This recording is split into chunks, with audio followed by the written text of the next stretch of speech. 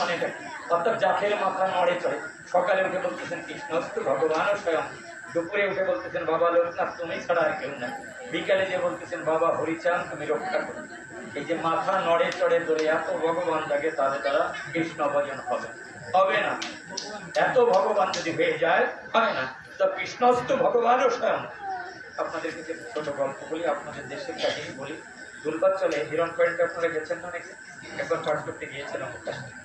তা মা বলতেছে বিল্ডিং এর সামনে বসা, মা বলতেছে বাবা কই যাবে? আমি বললাম মা হিরণ পয়েন্টে যাবো। কয়দিন থাকবে? আমরা 5-7 দিন। চাউল তো নাই, ধান যদি ভেঙে নিতে চাই তখন আমরা কেউ বাড়ি থাকি। আমার বাবা থেকে তার চাকরিতে, ছোট ভাই ইউনিভার্সিটিতে পড়ে, আমি ভাইয়ের বাইরে বাস করেছি কি মন্দিরে ধান ভেঙেছি, ধান ভেঙে রেখে চলে গেছি দুর্গাচলে পাঠ করে 7 দিন পরে বাড়ি গেছি। একটু বসে আছি, মা আমারে বলতেছে বীরেন্দ্র তোর তো ঠিকানা নাই, কোথায় যাবি তারও তো জানা নেই, আর কটা ধান তার ভেঙে রেখে। আমি তো আকাশ থেকে পড়েছি। মা বলে কি একা খাওয়া, এই 3 মণ ধানের চাল তো আমরা 3 মাস তো খাওয়া, তারপরে তো বলবো। বলে বাবারে তুই বসি। আমি কেন মা? কয় যে লোকনাথের নামে কাহে আড়ি করে এক ভূত নামছে, এ ভিক্ষা করে বলে মহোৎসব দিতে হবে, দান দেখাটা ফেলে যদি না দেয় সল মেয়ে মরে যাবে। সেই যে ভগবানের নামে গায়ে আড়ি নিয়ে যে নামছে বাবা, তার কত দূরে আসতে পারতো 1-2 মুখ দাঁড়াতে গিয়ে হয় দিতে দিতে বাবা না। আমি বসে আছি, দেখি এক বুড়া মা, একটা 80-85-90 বছর বয়স, মাটির হাড়ি বইতে পারতেন না, একটু টিনের হাড়ি নিয়ে আসতেছে। টাকায় দেখি ওই হাড়ির নিচে অল্প কয়টা চাল।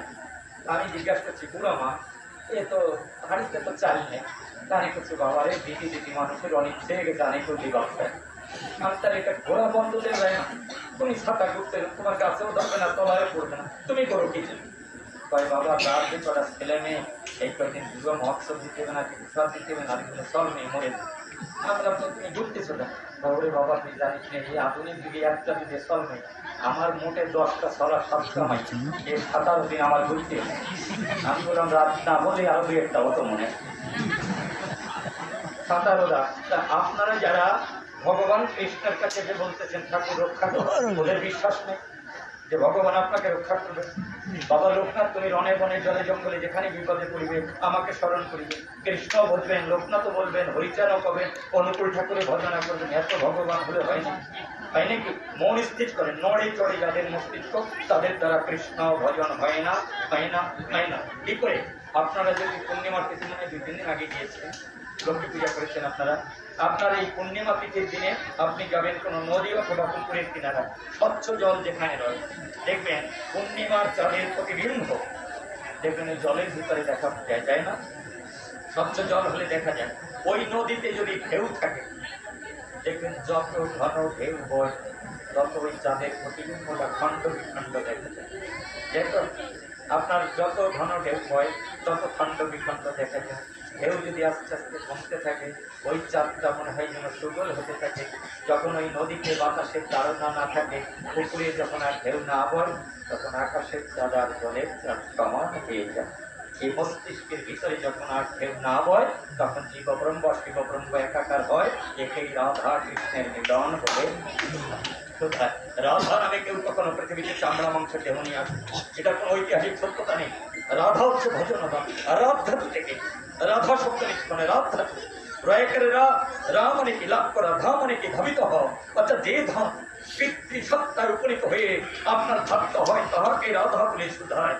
আপনাদের কাছে প্রত্যেকটা জীব রাধা না হলে কৃষ্ণ ভজন হয় না, হয় না, হয় না। আপনাকে আমাকে সকলকে রাধা হতে হবে। কেন? আপনারা বলেন মরা কেনরা মরা, এই মরা মরা বো জপে জপে রাম হয়েছে। বলবে কি আপনার রত্নাকর, আপনার যখন আপনার ধরেছিল ব্রহ্মা বলেছিল কি নাম তোমার?